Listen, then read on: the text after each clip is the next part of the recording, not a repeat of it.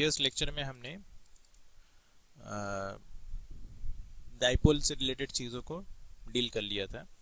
Specially dipole की वजह से इलेक्ट्रिक फील्ड इंटेंसिटी कितना होगा उसके एक्सियल किसी पॉइंट पे या फिर उसके परपेंडिकुलर बाइसेक्टर पे अगर कोई पॉइंट हो तो उसमें भी कितना होगा वो हमने देख लिया था। दोनों के बीच में कंपैरिजन भी कर लिया था कि अगर डाइपोल के सेंटर से डिस्टेंस मापी जाए तो एक्सिस के ऊपर किसी भी पॉइंट पे और इक्वेटर पे किसी भी पॉइंट, इक्वेटोरियल बाइसेक्टर पे अगर किसी भी पॉइंट पे का दोनों सेम डिस्टेंस पे हैं तो आप जानते हैं कि ऐसी स्थिति में एक्सिस पे इलेक्ट्रिक फील्ड इंटेंसिटी डबल आया था, है कि नहीं, compare to the equatorial bisector point. और डायरेक्शन का ख्याल रखिएगा कि जब एक्सिस पे आया था तो वो इलेक्ट्रिक डाइपोल के डायरेक्शन में ही आया था। डाइपोल मूवमेंट के जो डायरेक्शन होता था सेम डायरेक्शन में था, पी के डायरेक्शन में ही था नेट इलेक्ट्रिक फील्ड का डायरेक्शन। जबकि अगर आप इक्वेटोरियल बाइसेक्टर पे चेक कर रहे थे तो वो इलेक्ट्रिक डाइपोल मूवमेंट के डायरेक्शन के एग्जैक्टली क्या आया था, बताइए, ऑपोजिट आया था। ये चीज़ें ध्यान रखना होगा थोड़ा सा, है ना। अगर आप ध्यान नहीं रखेंगे तो आपको नुकसान पड़ सकता है ऑब्जेक्टिव सवालों में, क्योंकि बैठ के एक नंबर के लिए सॉल्व करना अगर पड़ जाए तो थोड़ा सा आपके लिए नुकसानदायक बन सकता है ना। तो ये नहीं कह रहा हूँ कि याद रखने की ज़रूरत है, पर अगर आप क्वेश्चंस ज़्यादा प्रैक्टिस करेंगे, ज़्यादा बार रिवीजन करेंगे तो अपने आप आपको चीज़ें वो ध्यान रहना शुरू हो जाएगा। लॉजिक से आप कर सकते हैं कुछ जगहों पे, तो है ना। तो आगे नया टॉपिक डिस्कस करते हैं। आज हमें एक्चुअली में एक नया टॉपिक डिस्कस करना है गॉस लॉ करके, पर उसके पहले हमें कुछ चीज़ों को रिफ्रेश करनी होगी और कुछ नया चीज़ों को डील करना होगा। उसमें सबसे पहले आता है, ये चीज़ आप कई दफ़ा सुन चुके हैं, पढ़ चुके हैं, पिछले चैप्टरों में भी शायद हमारे सामने एक बार आया था जब हम डिस्कस कर रहे थे। अभी आप जो स्क्रीन पे देख रहे हैं उसको नोट करिए, एरिया वेक्टर, है ना। ये आप जानते हैं होता क्या है कि हम एरिया जो होता है एक्चुअली में वो कैसा क्वांटिटी होता है भाई, स्केलर क्वांटिटी होता है, आप जानते हैं ना। लेकिन अगर हम एरिया को अगर वेक्टर के तरह ट्रीट करें तो आप जानते हैं हमें मैथमेटिकली कई सारे जगह ऐसे हैं जहाँ पे इसका हमें क्या मिलता है, एडवांटेज मिलता है कैलकुलेशन के दौरान, है ना। ये काम आप पहले कई दफ़ा देख चुके हैं। फॉर एग्जाम्पल हमने ये चीज़ डील किया था एक बार, वहाँ पे सबसे पहले हमारे सामने कब आया था, याद है, जब हम सोप बबल पढ़ रहे थे पिछले साल, axis pressure inside soap bubble या फिर और एयर बबल के बारे में जब पढ़ रहे थे, याद करो, उस समय एरिया वेक्टर के कंसेप्ट आया था, है ना। तब भी आपको बताया गया था। पिछले चैप्टरों में जब हम करंट डेंसिटी की बात कर रहे थे, याद है, जे से डिनोट कर रहे थे, जे करंट स्केलर था, उसके पैरेलल हमने एक वेक्टर क्वांटिटी डिक्लेयर किया था करंट डेंसिटी जे, तब भी हमने एरिया वेक्टर की बात कही थी। तो सेम चीज़ों की, सेम चीज पैरामीटर की ही बात हम दोबारा आपसे रिपीट कर रहे हैं, एरिया वेक्टर, है ना। सिंपली आपको याद दिला दूं, एरिया वेक्टर क्या होता है कि हम एरिया जो होता है वो स्केलर क्वांटिटी होता है, पर उसको हम अपने मैथमेटिकल एडवांटेज के लिए वेक्टर की तरह ट्रीट कर सकते हैं। तरीका क्या होगा, तो वेक्टर के बारे में आपको बेसिक जानकारी है कि उसके पास एक यूनिक डायरेक्शन होनी चाहिए, है ना। डायरेक्शन बहुत इंपॉर्टेंट है, बिना डायरेक्शन के तो वेक्टर का सवाल ही नहीं उठता है ना।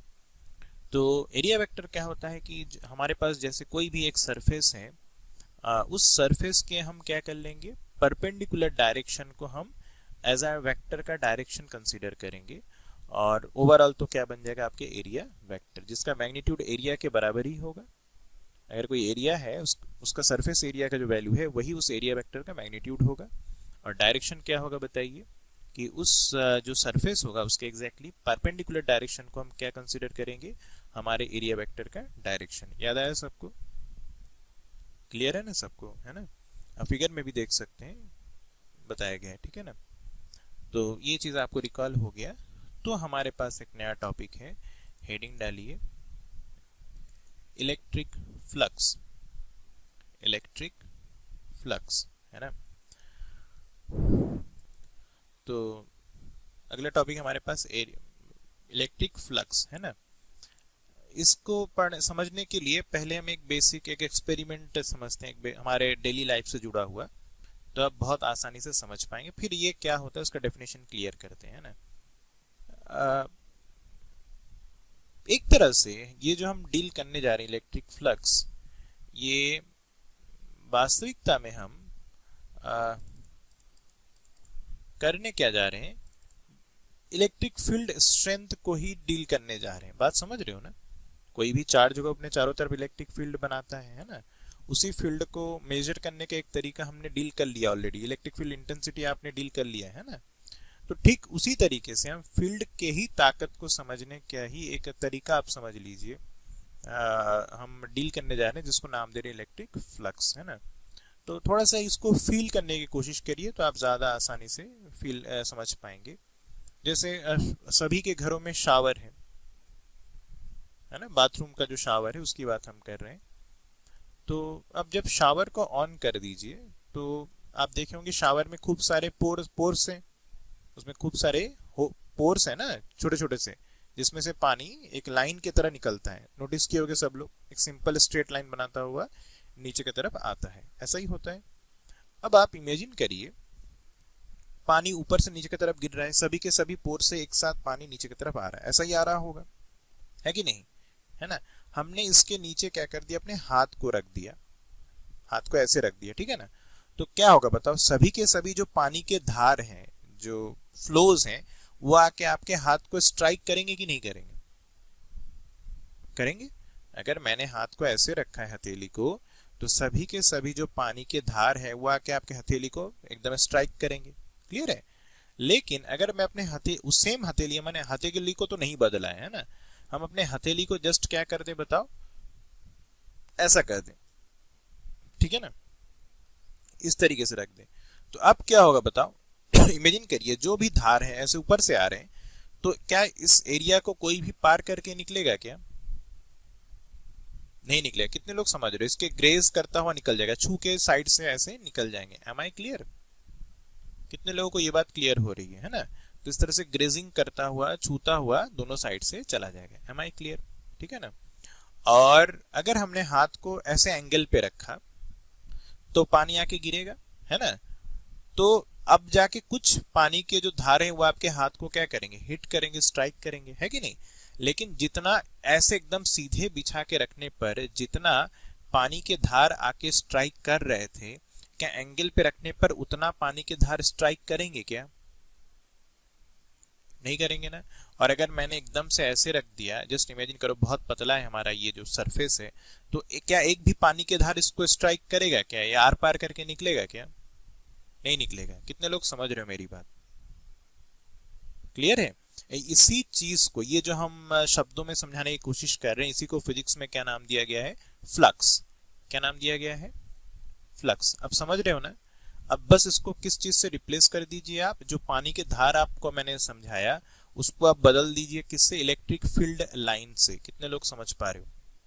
कोई भी चार्ज होगा, एक पॉजिटिव चार्ज है मान लो, तो उसमें से क्या निकलेगा? इलेक्ट्रिक फील्ड लाइंस निकलेगा कि नहीं निकलेगा? निकलेगा ना? तो आप पानी के धार को बदल दीजिए किससे? इलेक्ट्रिक फील्ड लाइन से।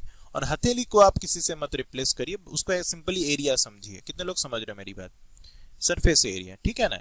तो कितने लोग समझ पाए हो कि जैसे कोई चार्ज है, मान लो आपके लेफ्ट हैंड वॉल में एक चार्ज है, समझ लो पॉइंट चार्ज।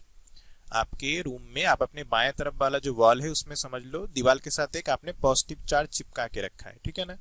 तो कितने लोगों को इमेजिन हो पा रहा है कि उसमें से जो इलेक्ट्रिक फील्ड लाइंस निकलेगा वो रेडियली आउटवर्ड निकलेगा? कितने लोग इमेजिन कर पा रहे हो? उसमें से जो इलेक्ट्रिक फील्ड लाइन निकलेगा वो रेडियली आउटवर्ड निकलेगा। Am I clear? पक्का?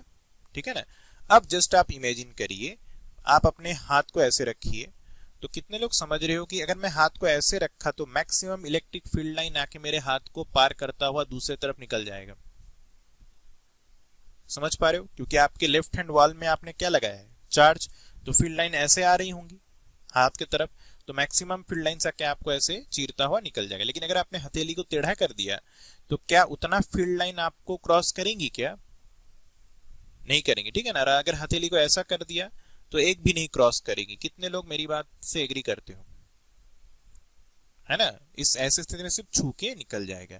तो ये जो पैरामीटर है, कितना electric field line particular area को क्रॉस करता है ना, इसको हम किससे डिफाइन करते हैं फिजिक्स में? इलेक्ट्रिक फ्लक्स से। कितने लोग समझ गए हो फ्लक्स का मेन सेंस? है ना?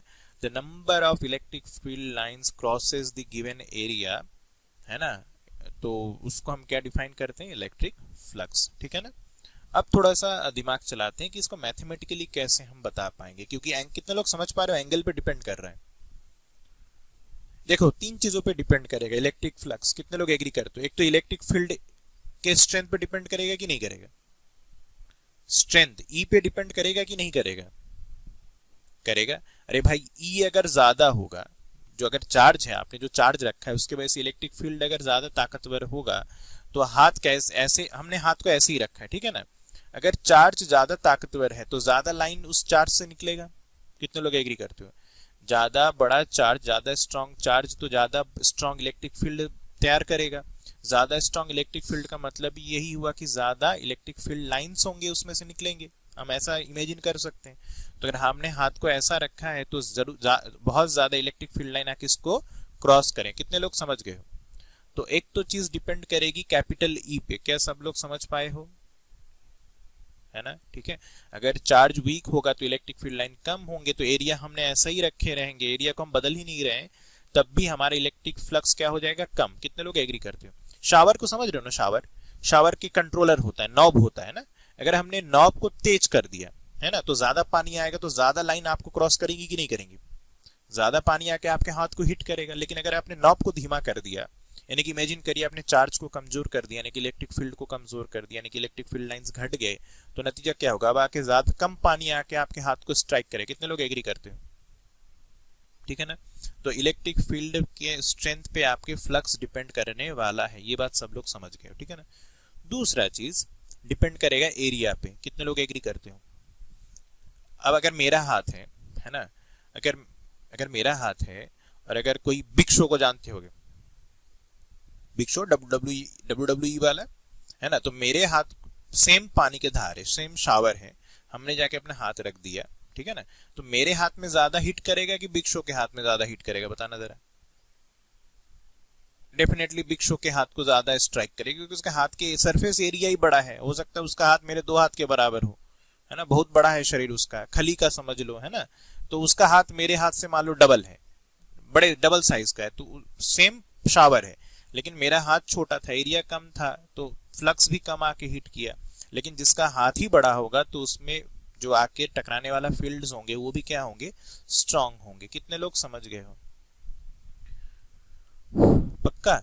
ये कुछ कुछ है, इसको कंपेयर कर सकते हो, नाव देखे हो कभी, बोट, है ना, बोट में एक विंड को टकराने के लिए एक कपड़े का या फिर पॉलिथीन या फिर पैरासूट का एक पाल लगाया जाता है, समझ रहे हो ना, क्लियर है। तो जितना बड़ा उसके पर्दे का साइज होगा उतना ज्यादा हवा के स्ट्राइक करेगा, है ना। किसी बोट का अगर वो पाल अगर छोटे साइज का है तो कम एयर आके स्ट्राइक करेगा, कितने लोग समझ रहे हो, ठीक है ना। ठीक उसी तरीके से अगर हवा ज्यादा होगा तो छोटा पाल होगा तब भी ज्यादा हवा स्ट्राइक करेगा, लेकिन हवा अगर धीमा है तो कम स्ट्राइक करेगा। ठीक उसी तरीके से ये फ्लक्स का कहानी चल रहा है, कितने लोग समझ गए हो, ठीक है ना। तीसरा एक चीज और डिपेंड करेगा, वो है आपके एरिया इलेक्ट्रिक फील्ड के रेस्पेक्ट में कैसा रखा हुआ है, am I right. Same electric same charge रखा है आपने, सेम किस्म का इलेक्ट्रिक फील्ड तैयार हो रहा है, आपका हाथ सेम ही साइज का है, यानी कि एरिया सेम ही साइज का है, लेकिन कितने लोग समझ रहे हो कि इसका ओरिएंटेशन बदल जाने से फ्लक्स बदल जाएगा। अगर मैं एरिया के एंगल को चेंज कर दूं with respect to electric field तो नतीजा क्या देखने को मिलेगा, बताओ, फ्लक्स में चेंज देखने को मिलेगा। क्या सब लोग एग्री करते हो, सबको क्लियर हुआ। तो कुल मिला के 3 चीज पे डिपेंड किया, इलेक्ट्रिक फील्ड इंटेंसिटी ई, दूसरा एरिया, और तीसरा दोनों के बीच के angle, orientation, M I right, है ना। थोड़ा सा और डिटेल में समझने की कोशिश करते हैं। तो बताइए, ये अगर मेरा हाथ है, मतलब ये एरिया हुआ, यही मेरा एरिया हुआ, तो इसको वेक्टर की तरह का ट्रीट करना हो तो कितने लोग एग्री करते हो, ये रहा मेरा एरिया वेक्टर। कितने लोग समझ गए हो। ये जो पेन है, आप पेन देख पा रहे हैं, ये मेरा हथेली का परपेंडिकुलर हुआ कि नहीं हुआ, this is perpendicular to my hand palm, है ना। तो ये मेरा एरिया वेक्टर हुआ, एम आई राइट, क्लियर है। अब आपके बायां तरफ दीवार में क्या है, इलेक्ट्रिक फील्ड है, इस तरफ, है ना, चार्ज है मतलब, तो इलेक्ट्रिक फील्ड ऐसा निकलेगा। कितने लोग समझ गए। तो बताओ जरा मैक्सिमम फ्लक्स कब होगा? जब एरिया वेक्टर का डायरेक्शन और ई का डायरेक्शन क्या हो जाए, बताओ सेम। कितने लोग एग्री करते हो? ये ई का डायरेक्शन मैं दिखा रहा हूं अपने हाथ से और ये ब्लैक पेन से आप एरिया वेक्टर का डायरेक्शन देख रहे हो। जब इन दोनों का डायरेक्शन एक दूसरे के पैरेलल होगा तो फ्लक्स क्या होगा? मैक्सिमम। कितने लोग एग्री करते हो? ठीक है ना। और जब मैंने हथेली को ऐसा रखा था, याद है, इस तरीके से, तो मेरा एरिया वेक्टर ऐसा हो गया, समझ लो, एरिया के परपेंडिकुलर। और इलेक्ट्रिक फील्ड कहाँ है? आपके बायां दीवार से इस तरीके से चल के आ रहा है। कितने लोग समझ रहे हो दोनों के बीच का एंगल क्या है? 90 डिग्री। कितने लोग एग्री करते हो? दोनों के बीच का एंगल है 90 डिग्री। और फ्लक्स ऐसे वक्त में कितना हो जाएगा? जीरो। फ्लक्स कितना हो जाएगा? जीरो। होगा कि नहीं होगा? क्लियर है? पक्का? तो कुल मिला के इलेक्ट्रिक फ्लक्स को हम डिफाइन कैसे करेंगे जानते हो? तो वो आप समझिए।